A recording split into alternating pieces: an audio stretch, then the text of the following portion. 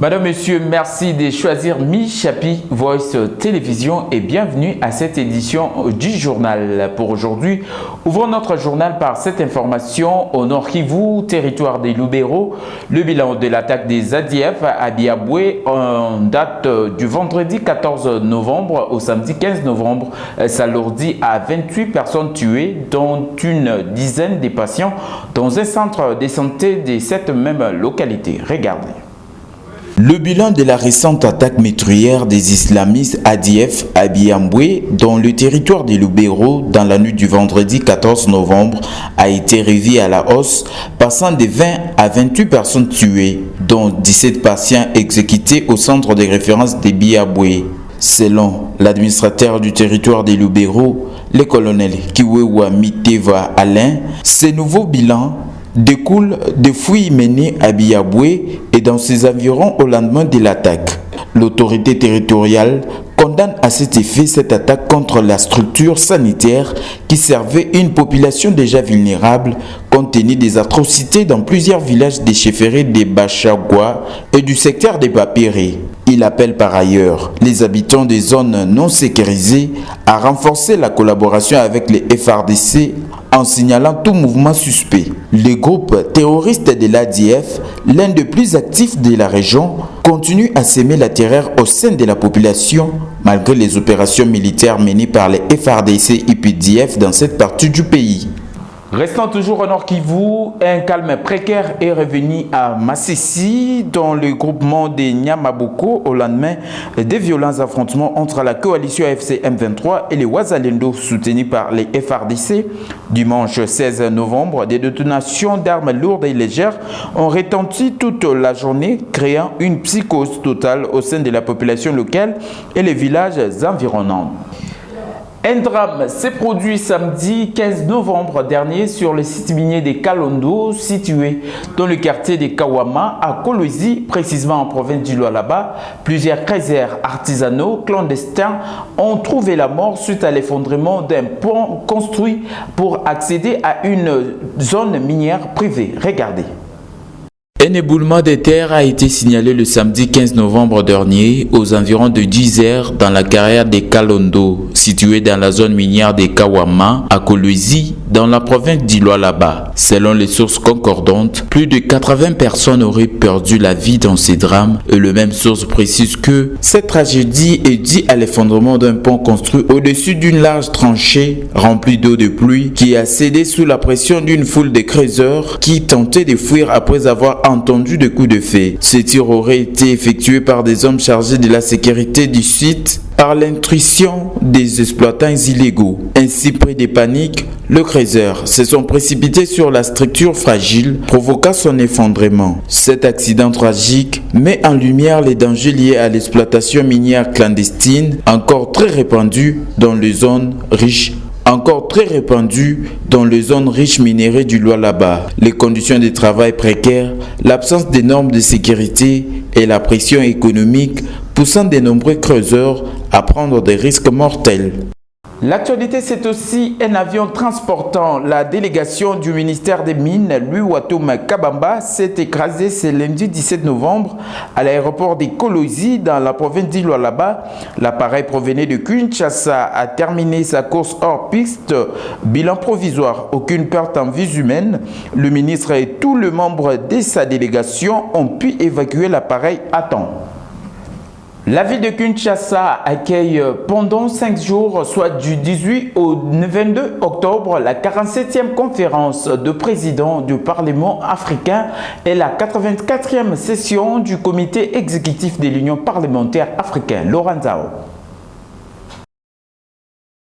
Organisée sous le patronage de l'Assemblée nationale et du Sénat de la RDC, la ville de Kinshasa accueille pendant 5 jours, soit du 18 au 22 novembre, la 47e conférence de présidents du Parlement africain et la 84e session du comité exécutif de l'Union parlementaire africaine UPA. Ces assises réuniront le président de parlements nationaux et des délégations officielles venues des 4 coins du continent pour débattre de grands grands enjeux de gouvernance, de souveraineté et de développement durable en Afrique. Cette rencontre de grande envergure s'inscrit dans le cadre de la continuité de décisions prises au Tchad et confirmées au Maroc en mai 2025.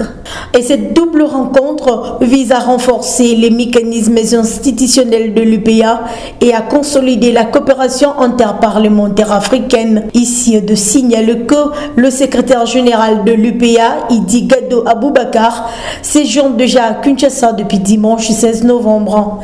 Dès sa descente d'avion, le secrétaire général de l'UPA parlait des enjeux. Quels sont les enjeux? Il y aura beaucoup d'enjeux, des enjeux importants. D'abord, c'est la plupart des parlements africains qui se retrouvent ici à Kinshasa. Donc, vraiment, c'est un honneur pour ce pays. Et puis, c'est un honneur pour sa démocratie, c'est un honneur pour son peuple et pour ses autorités. Et ensuite, il y a des enjeux importants, notamment qui tiennent aux discussions qu'on aura. Il y aura des discussions importantes sur des questions clés, notamment la souveraineté, la transition énergétique, le numérique et les droits des femmes. Ce sont des questions vraiment d'actualité. Et il y aura également le renouvellement des essences de l'UPA. Et je ne voudrais pas peut-être anticiper, mais bon, vous savez qu'il y aura un nouveau président qui sera élu. Et donc c'est très important pour la République démocratique du Congo.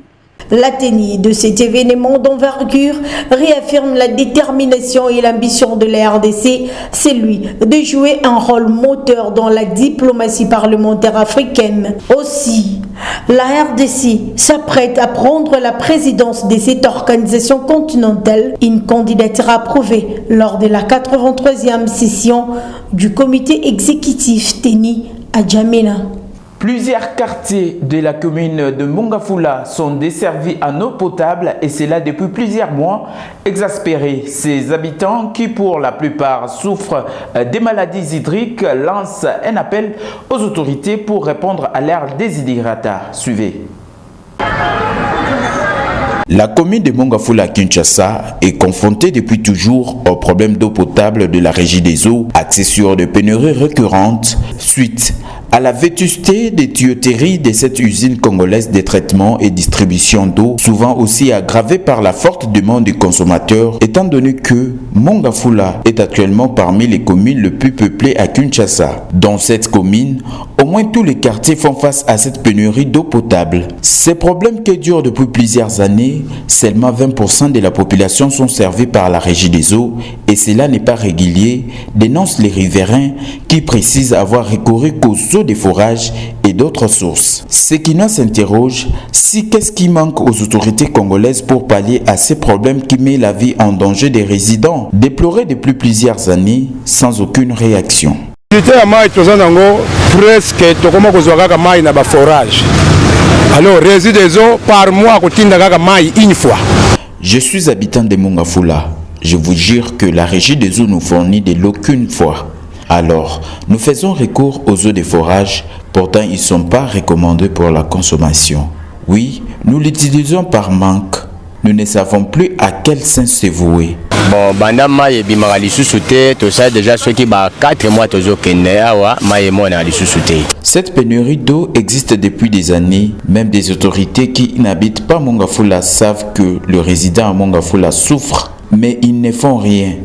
Dans mon avenir par exemple, plus de 4 mois déjà l'eau ne coule pas. La santé n'a pas de prix, dit-on. L'intervention des autorités de ce secteur est vraiment souhaitée car les études de la crèche, qui est un centre de recherche en sciences humaines, démontrent qu'au moins 60% des habitants de Mongafula souffrent de maladies hydriques. Initialement prévu ce lundi 17 novembre, les opérations de contrôle des certificats de contrôle technique ainsi que de permis de conduire ont été repoussées de 48 heures. Selon les instructions du gouverneur de la ville, cette mesure exceptionnelle serait prise pour permettre à la population de communier avec les léopards de la RDC après leur victoire face au Nigeria. Suivez.